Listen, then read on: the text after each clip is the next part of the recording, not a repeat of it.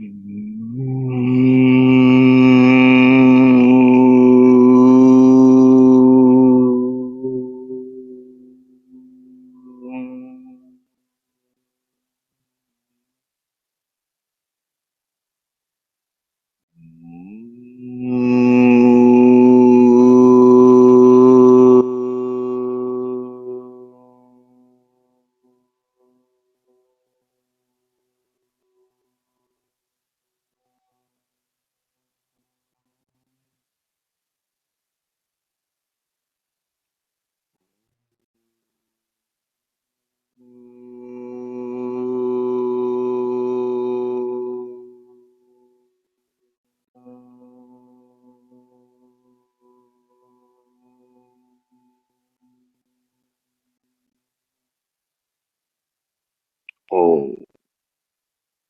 वैदिक अमृत ध्यान साधना प्रभात सत्संग में आप सभी साधक साधिकाओं का, उपासक उपासिकाओं का हार्दिक स्वागत है।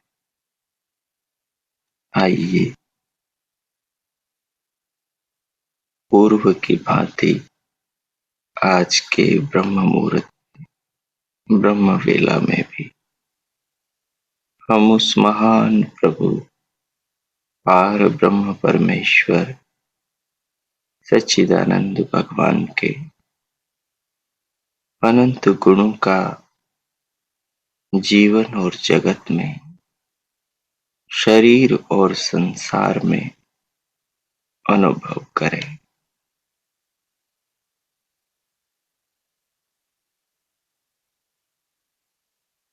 प्रभु की कृपाओं को, उनके स्नेह को, उनके प्रेम को, उनकी व्यवस्था को, उनके नियमों को, उनके बनाए अद्भुत आश्चर्यमय पदार्थों को, शरीरों को, शरीरों के भीतर के नाना यंत्रों को। मनुष्यों के शरीर अलग हैं, उनमें भी स्त्री के पुरुष के शरीर अलग है। स्त्री शरीरों में भी भिन्नता है, पुरुष शरीरों में भी भिन्नता है। हर की आवाज आवाज में अंतर है,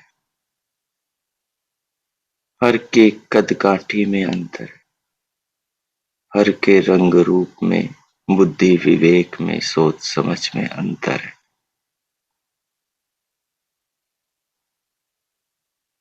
ठीक उसी प्रकार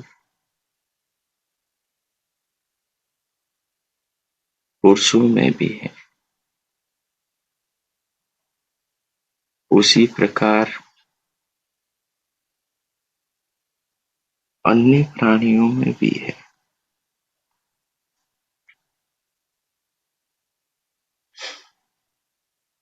जैसे भारत के मनुष्यों में, स्त्रियों में, पुरुषों में भिन्नता है, ये भिन्नता तो यथावत संपूर्ण मनुष्य जाति के स्त्री पुरुषों में है, परंतु जो देशगत मनुष्यों में भिन्नता है वो अलग है। दूसरे देश के मनुष्य अलग तरह के, वैसे ही पशुओं में भी।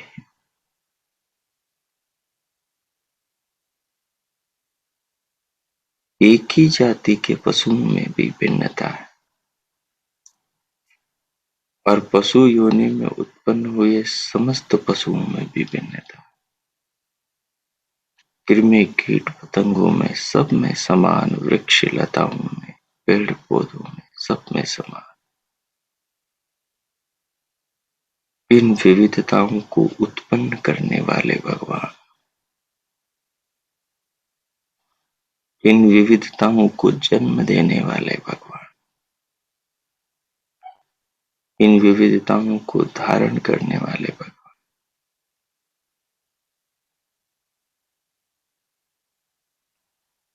हम सबके सर्वद्रष्टा हैं, हम सबके ज्ञाता, अनुभव करता, प्रिय पिता है। उन महान प्रभु की इन महिमाओं को हम अपने जीवन में, शरीर में देखें।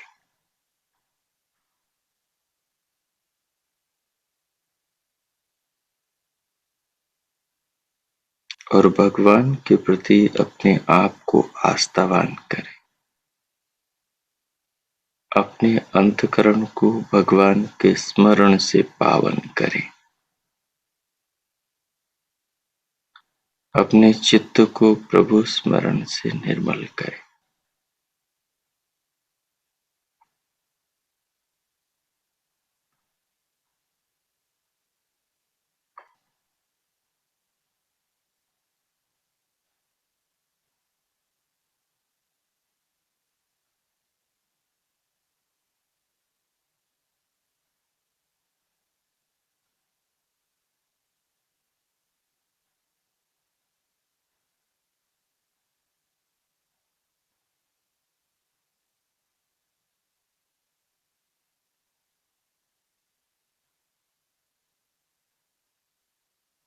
अनुभव करें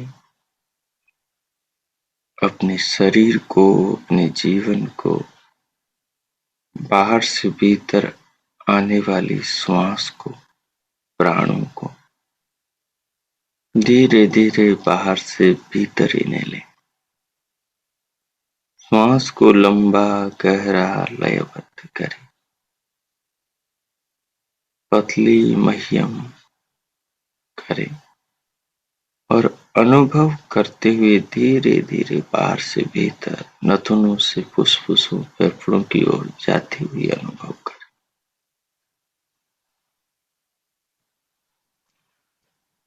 श्वास को अनुभव करते हुए सिर से पांव तक शरीर को अनुभव करें।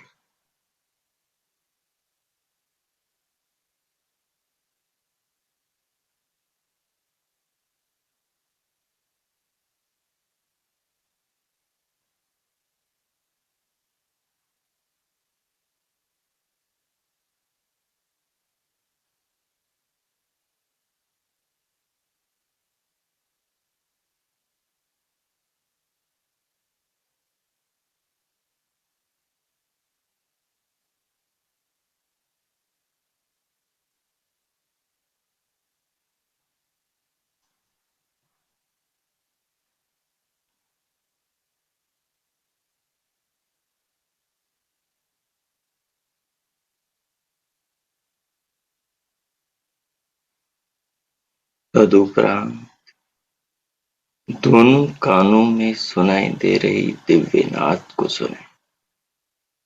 मन को कानों के आकाश में लगाएं, दिव्य नाद को सुने और अपनी अंतर की स्थिति को आध्यात्मिक बनाएं।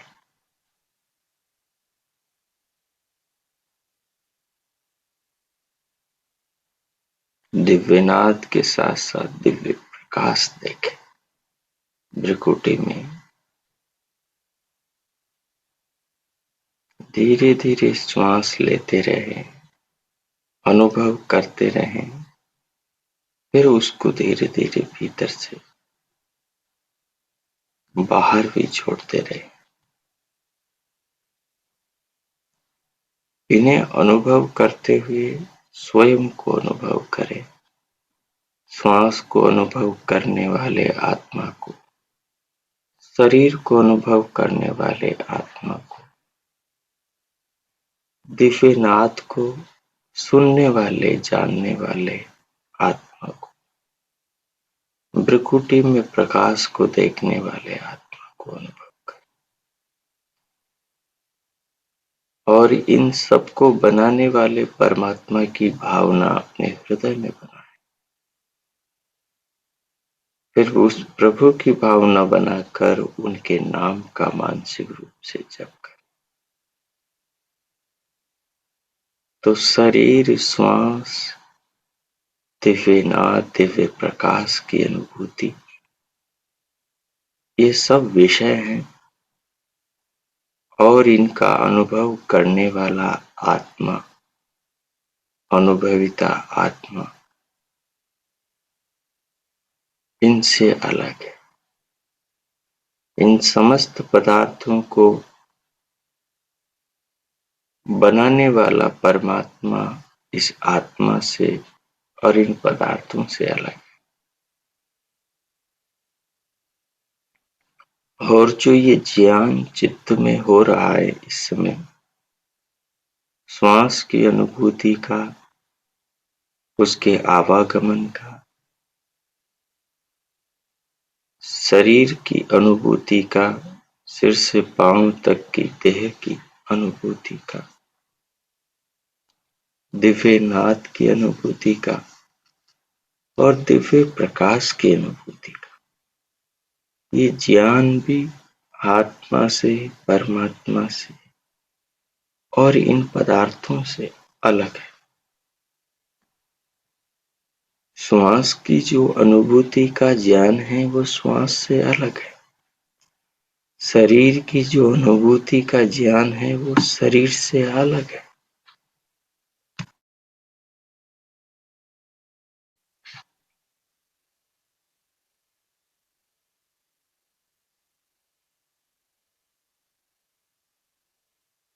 दिव्य नाद की अनुभूति का जो ज्ञान है वो इस नाद अर्थात जिन यंत्रों से ये ध्वनि उत्पन्न हो रही है उन यंत्रों से ये ध्वनि अलग है और इस ध्वनि का ज्ञान भी अलग है, बोध भी अलग है। और दिव्य प्रकाश जो भृकुटी में दिखाई दे रहा है, इस प्रकाश का ज्ञान इस प्रकाश से अलग है। ज्ञान आत्मा में होता है लेकिन उस ज्ञान को आत्मा तक पहुंचाने का काम अंतःकरण करता है। जिस प्रकार विगत दिवस हमने समझा था उस प्रक्रिया को ध्यान में रखें कि दर्पण में मनुष्य देखता है, दर्पण वो दिखाता है जो उसके सामने आता है और दर्पण में देखने वाला मनुष्य जानता है कि वो दर्पण में क्या देख रहा है। तो जो देख रहा है उससे वो मनुष्य अलग होता है या आत्मा अलग होती है। दर्पण में शरीर दिखता है, शरीर से आत्मा अलग होता है। दर्पण दिखाने का काम करता है, अंतःकरण दिखाने का काम करता है। अनुभवों को, इंद्रियों के विषयों का ज्ञान बुद्धि से तदाकारित होकर आत्मा के सामने आता है और उसे आत्मा जानता है। तो इस प्रकार ज्ञान को अलग, आत्मा को अलग, परमात्मा को अलग और इन विषयों को अलग अनुभव करेंगे। अब मैं 5 मिनट मौन रहूंगा, आप इन्हें अनुभव करते हुए समझेंगे। ओ कीजिए।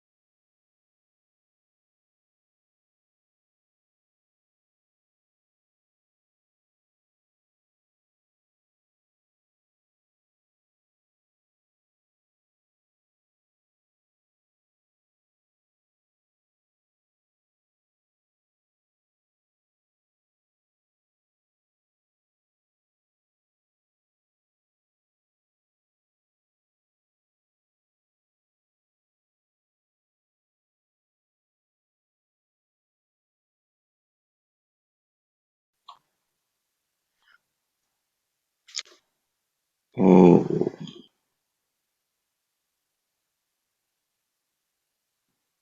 इस प्रकार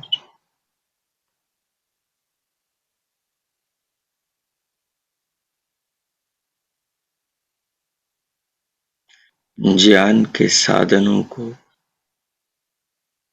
अंतःकरण को,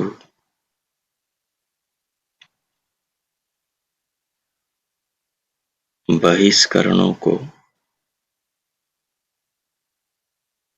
जिनका ज्ञान किया जा रहा है उनको, और जो जान रहा है उसको, और जिन्हें जान रहे हैं उन सबको बनाने वाले को, ज्ञान को, इन सबको ध्यान के द्वारा चिंतन करते हुए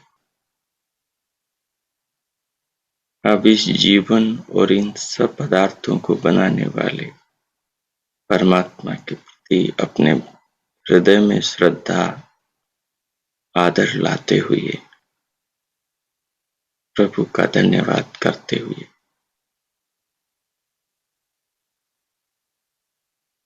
भीतर से बाहर आएंगे। दोनों हथेलियों का परस्पर घर्षण करें और धीरे धीरे भीतर से बाहर स्क्रीन की ओर देखें।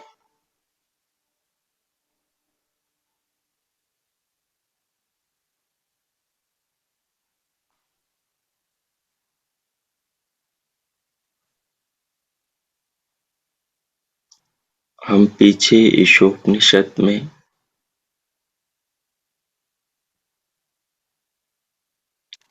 ईशोपनिषद के 10वें पाठ में प्रभु की कल्याणतम स्वरूप पर विचार विनिमय कर रहे थे। प्रभु के हमने पूषा स्वरूप पर पालन, कर्ता भगवान के स्वरूप पर विचार किया। उसके बाद हमने प्रभु के एकर्षे अद्वितीय ऋषि स्वरूप पर विचार किया और फिर हम भगवान के यम स्वरूप पर विचार कर रहे थे। यम वे प्रभु हैं जो सारे विश्व को, ब्रह्मांड को, सब पदार्थों को अपने नियंत्रण में रखते हैं।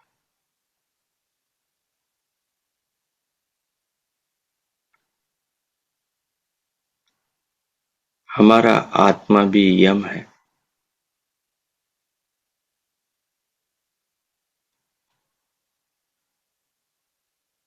यदि वो अपने मन को, अपने विचारों को नियंत्रण में रखता है तो हमारा आत्मा भी यम है।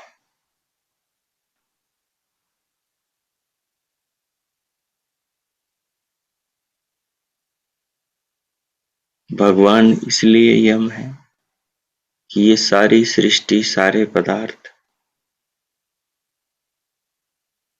प्रभु के नियंत्रण में रहते हैं। इनको प्रभु नियंत्रण में रखते हैं। इन सब पर उस नियंत्रक का नियंत्रण है।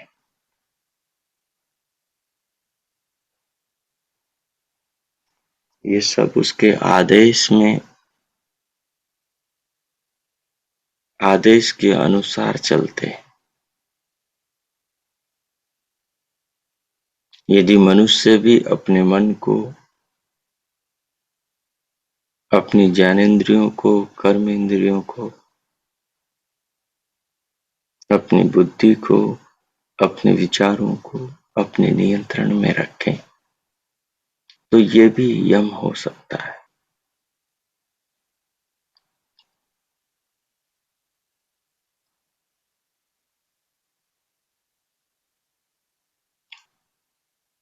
पिता यम होता है, अपनी संतान पर वो नियंत्रण रखता है। माँ यम होती है, अपने बच्चों पर नियंत्रण रखती है। मालिक यम होता है वो अपने नीचे काम करने वालों पर नियंत्रण रखता है। राजा यम होता है वो सब पर अनुशासन नियंत्रण रखता है।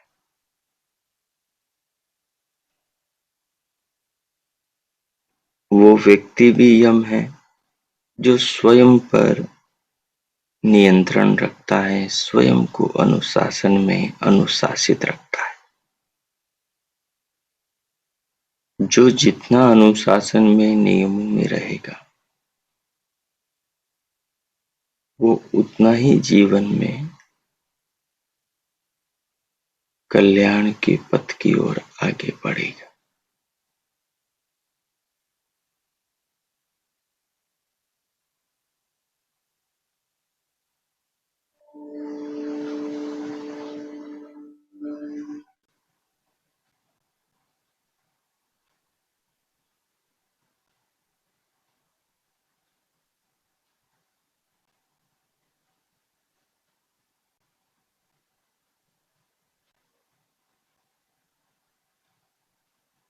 ये भगवान का यम स्वरूप है।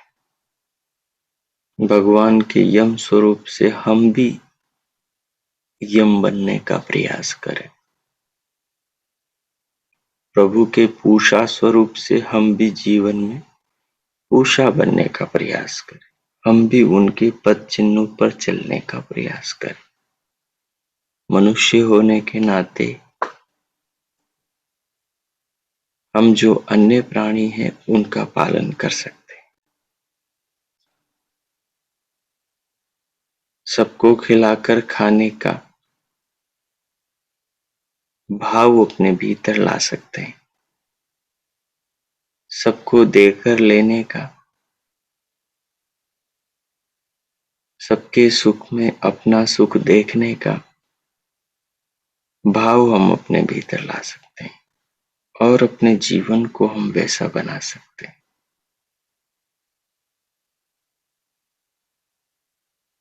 तो भगवान की तरह हम भी पोषण करता बने, पालन करता बने, जिसे परमात्मा अत्यंत प्रेम से त्याग पूर्वक सब भोगों को प्रदान करते हैं।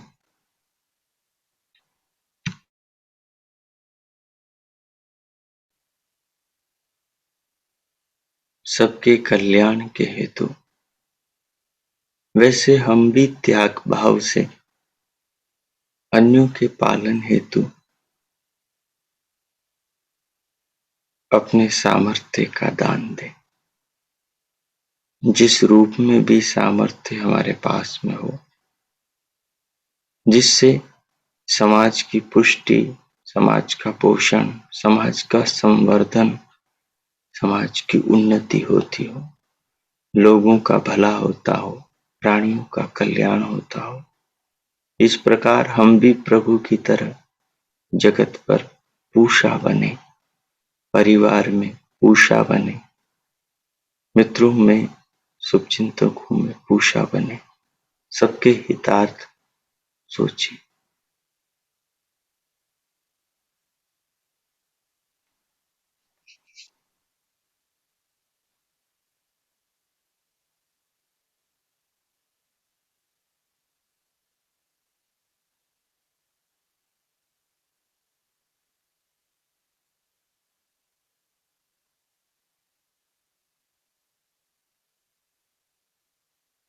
फिर भगवान के दूसरे स्वरूप पर हमने विचारा कि भगवान अद्वितीय दृष्टा है।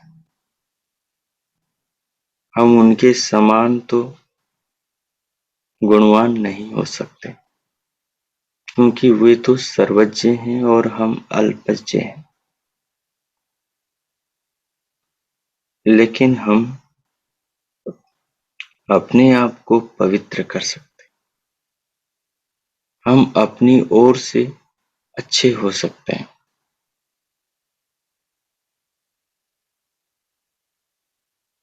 हम अपनी बुराइयों को देखकर उनसे अपने आप को बचा सकते हैं।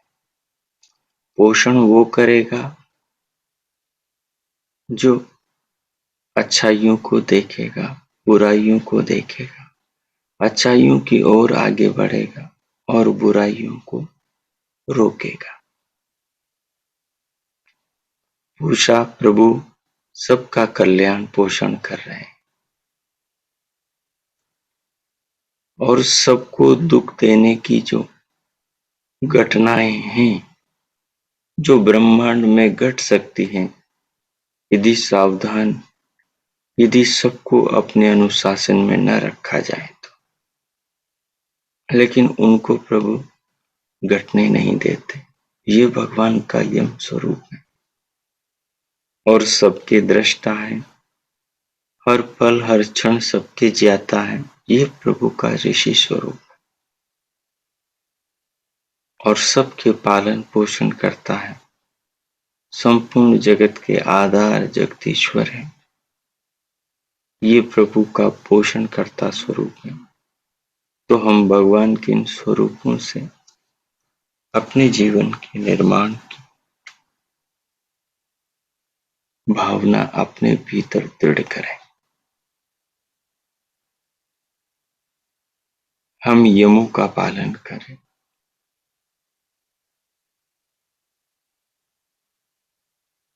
और हम यमाचार्य बन जाएं। जो यम का आचरण करता है जीवन में, उसे यमाचार्य कह सकते हैं। जो यम का उपदेश करे, जो यम को साक्षात अपने जीवन में जिए, जो नियंत्रण को अपना स्वभाव बना ले, जो नियंत्रण में स्वयं रहे, दूसरों को नियंत्रण का उपदेश करे, अपने आप को यमों के पालन में नियमित लगाकर रखे।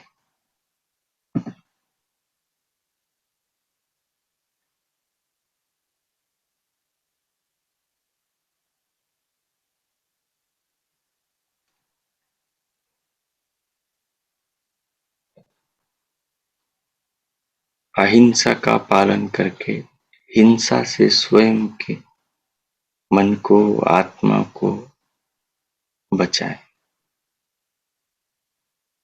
सत्य का पालन करके असत्य के पाप से, हानि से, अपराध से, बुरे संस्कारों से स्वयं को बचाएं।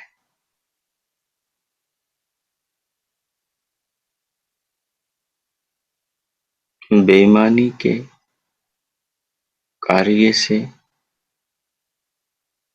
झूठ से, छल कपट से, चोरी से, धोखेबाजी से स्वयं को बचाएं।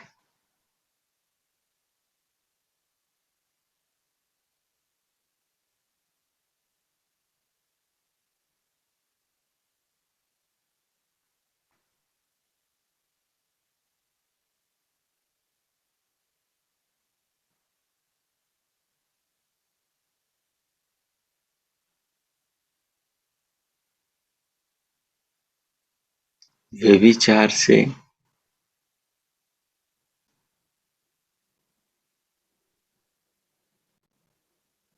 मर्यादाओं के विपरीत उठने वाली भावनाओं से, कृत्यों से, कार्यों से, व्यवहार से स्वयं को बचाएं।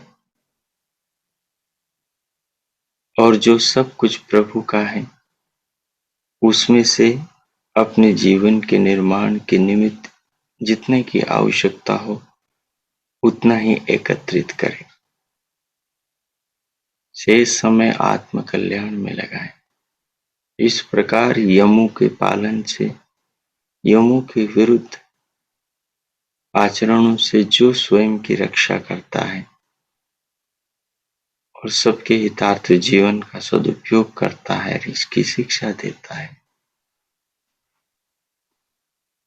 वो भी यम है।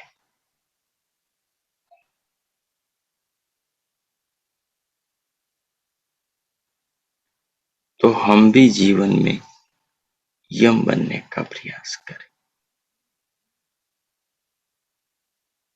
अब आगे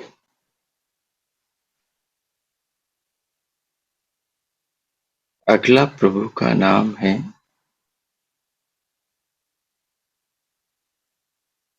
सूर्य। ये हीन उपमा है कि भगवान सूर्य के जैसा है, क्योंकि सूर्य से महान पदार्थ संसार में और कुछ है नहीं, है तो केवल परमात्मा है तो केवल परमात्मा है।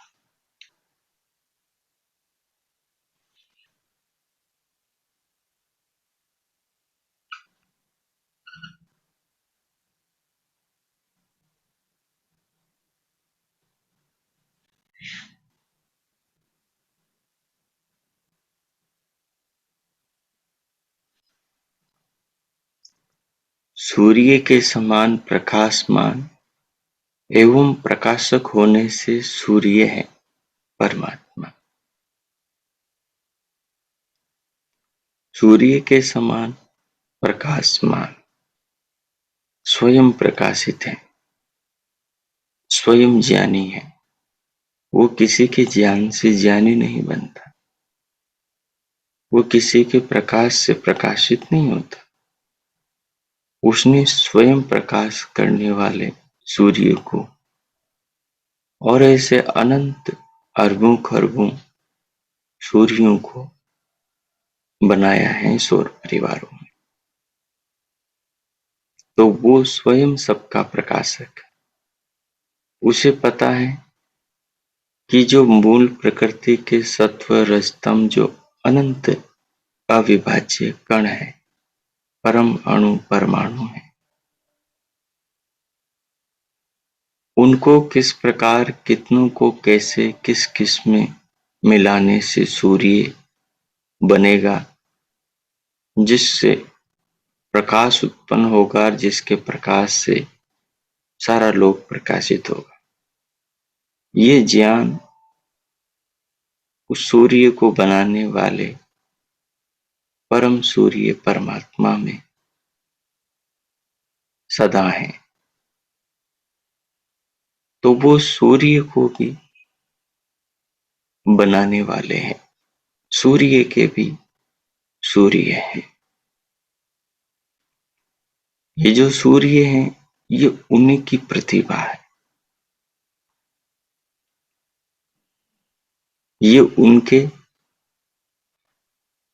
ज्ञान क्रिया और बल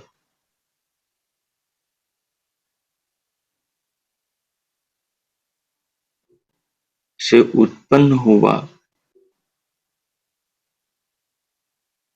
उनकी योग्यता को, उनकी महानता को, उनकी सर्वज्ञता को बताने वाला है, सिद्ध करने वाला है। ये जो सूर्य है, ये भगवान से प्रकाशित होता है और इस सूर्य से दुनिया प्रकाशित होती। ये सूर्य भगवान से प्रकाशित होकर दुनिया को प्रकाशित करता है और ये प्रकाशित हुआ सूर्य भगवान की महिमा को, उनकी योग्यता प्रतिभा को भी प्रकाशित करता है। जो सूर्य को जानता है वो भगवान को जानता है, जो सूर्य को समझता है वो भगवान को समझ पाता है।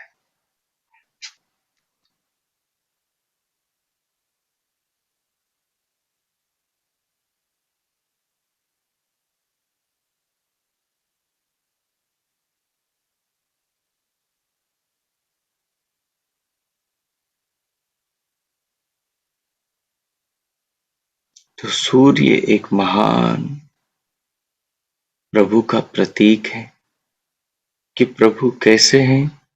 तो हम सूर्य का चिंतन करके जान सकते हैं कि प्रभु कैसे हैं, क्योंकि सूर्य स्थूल है, सूर्य देखा जा सकता है, सूर्य की प्रतिभा को, सूर्य के लाभों को, सूर्य से मिल रहे जीवन को, लोक कल्याण को अशिक्षित मनुष्य भी समझ सकता है कि सूर्य की जीवन में, जगत में कितनी उपयोगिता, आवश्यकता है।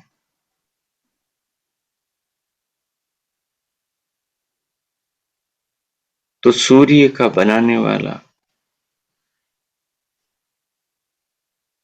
कितना कल्याणकारी है, कितना महान है, कितना अद्भुत है।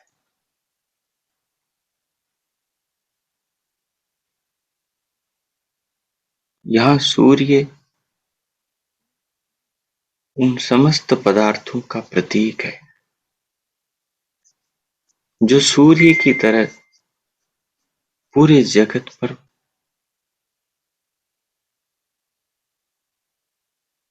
उपकार निरंतर किए जा रहे हैं।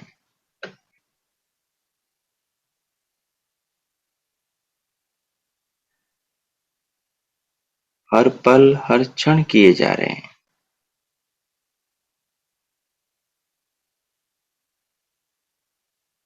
सारी सृष्टि को, सारे प्राणियों को, सारे पदार्थों को धारण किए जा रहे हैं।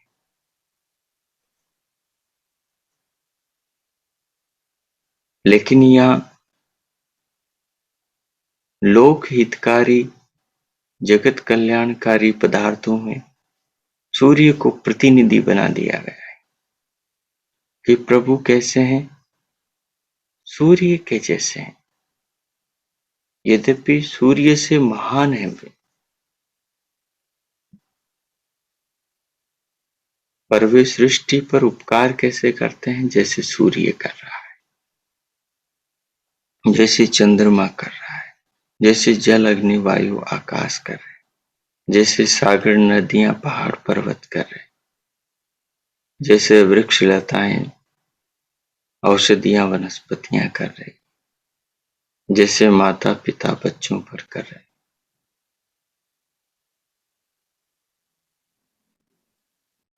ऐसे तो हम भगवान के इस सूर्य स्वरूप को, सूर्य के माध्यम से उस परम सूर्य को अपनी भावनाओं में लाएं, अपने विचारों में लाएं, अपने चिंतन में लाएं और उसका चिंतन करें। चिंतन करके अपने भीतर उत्तम संस्कार अपने अंतःकरण पे डालें, अपने चित्त पर डालें, अपने आत्मा को इन संस्कारों से, भावों से, विचारों से पावन पवित्र करें,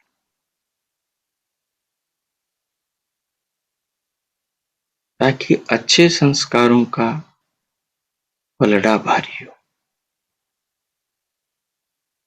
भगवान वेदव्यास क्या कहते हैं? भगवान वेदव्यास कहते हैं पातंजलि योग शास्त्र में,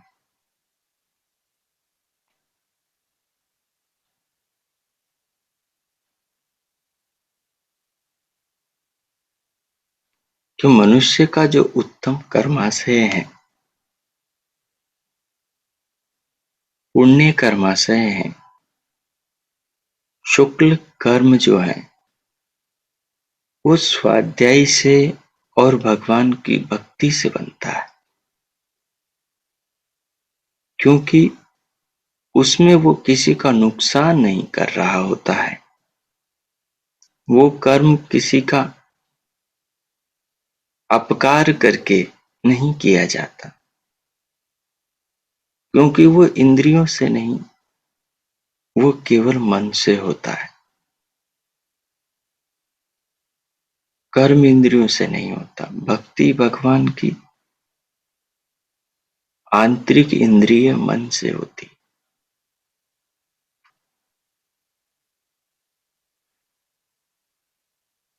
और मानसिक कर्म से किसी दूसरे का कोई नुकसान नहीं होता,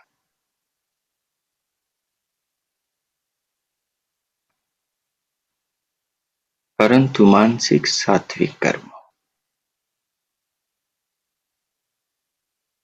जो मनुष्य अपने इन संस्कारों को जितना बढ़ाता है,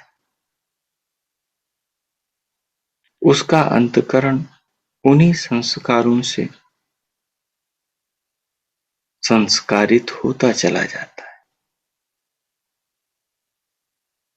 और ज्यों ज्यों ये संस्कार बढ़ते हैं, त्यों त्यों अपना प्रभाव मनुष्य के जीवन में दिखाते हैं,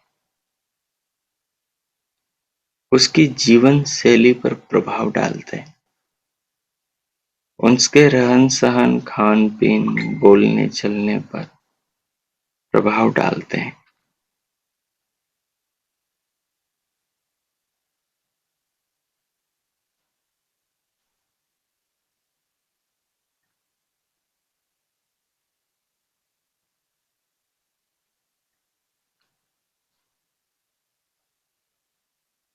सो आइए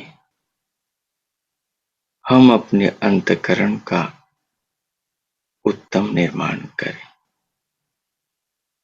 हम अपने संस्कारों का संशोधन करें, उनका परिष्कार करें,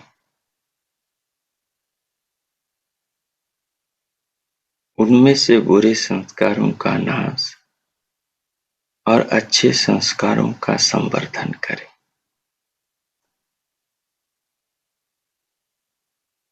हम पावन चिंतन से, पवित्र भावनाओं से अंतःकरण को पावन पवित्र बनाएं, जिससे हमारे चित्त में सदैव उत्तम विचार, उत्तम भावनाएं हृदय में बनी रहे और हमारा आत्मा इन उत्तम भावों, विचारों के आलोक में सदा स्वयं को श्रेष्ठ, उत्तम, ईश्वर से जुड़ा हुआ, लोक कल्याण की और सत प्रवृत्तियों की भावनाओं से ओतप्रोत अनुभव करता हुआ शरीर में यात्रा करें। प्रभु जीवन में सर्वत्र व्यापक है। भगवान के अद्वितीय हमने ऋषि स्वरूप को जाना कि प्रभु से कुछ भी अछूता नहीं, वो सबके दृष्टा है। तो सर्वदृष्टा उस भगवान को ही सामने रख के ये जो चिंतन किया है, इसको आत्मसात करें। सूर्य में प्रभु की महिमा को और सूर्य के कल्याण की प्रक्रिया में प्रभु के कल्याण की प्रक्रिया को देखें। सूर्य को माध्यम और प्रभु को इसके द्वारा जगत पर उपकार करते हुए अनुभव करें। सूर्य साधन है, प्रभु साध्य है। जगत साधन है, प्रभु साध्य है। शरीर साधन है, प्रभु साध्य है। भावना साधन है, प्रभु साध्य है। मन इंद्रियां साधन है, प्रभु साध्य है। भोजन साधन है, प्रभु साध्य है। वस्त्र, औषधि, सारा संसार, सभी चीजें साधन है, प्रभु इन सब के द्वारा प्राप्त करने योग्य साध्य है। तो उस महान साध्य को पाने के लिए इन साधनों को जीवन में सदुपयोग करने की भावना को दृढ़ करें। अब मैं मौन होता हूं। 2 मिनट आप भगवान के साथ, आत्मा से उस परमात्मा के साथ संवाद करें। प्रभु दृष्टा है, ज्ञाता, अनुभविता है। वो जान रहे हैं हमारी भावना। हम जितने उत्तम भावना बनाएंगे और उन्हें अर्पण करेंगे, उस कर्म का वैसा ही संस्कार बनेगा और वही संस्कार आगे विचार वृत्ति बनेगा और वही विचार वृत्ति आत्मा को वैसे कर्म कार्यों में नियोजित करेगी। इसलिए हम यदि मूल में बदलाव करते हैं तो परिणाम अवश्य आनंदमय होगा। इस पर आप 2 मिनट विचार करें और प्रभु का हृदय से गदगद होकर धन्यवाद आभार व्यक्त करें। ओह कीजिए।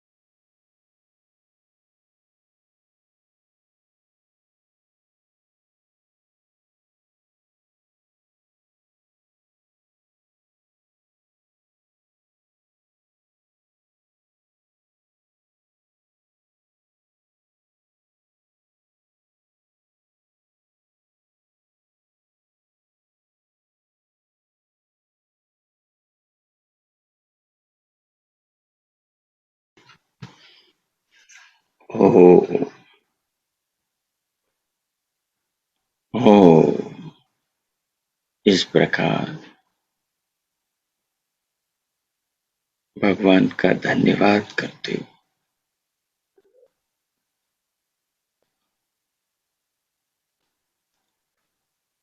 और आज के विषय से संबंधित इन तत्वों को आत्मसात करते हुए अब शांति पाठ करेंगे।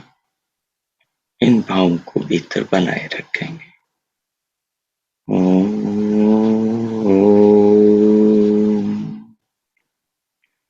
ओम ओम शांति शांति। शांति शांति ओ आपका सबका आज का दिन शुभ हो, मंगलमय हो। प्रभु से सबके लिए बहुत बहुत मंगल कामनाएं। हम सब भगवान की राह पर चलें, भगवान के गुणों के समान हम भी अपने गुणों का निर्माण करें, अधिक से अधिक अपने स्वभाव को सुधारने का, अपने आचरण को, मन को, भावनाओं को ठीक करने का प्रयास करें। भगवान के गुणों का अनुसरण करें और अपने अंदर उत्तम संस्कारों का निर्माण करें। अपने लिए, अपने परिवार, समाज और राष्ट्र के लिए उत्तम बने, सबको उत्तमता की प्रेरणा दें। पुनः सबके लिए बहुत शुभकामनाएं। इति ओम शांति।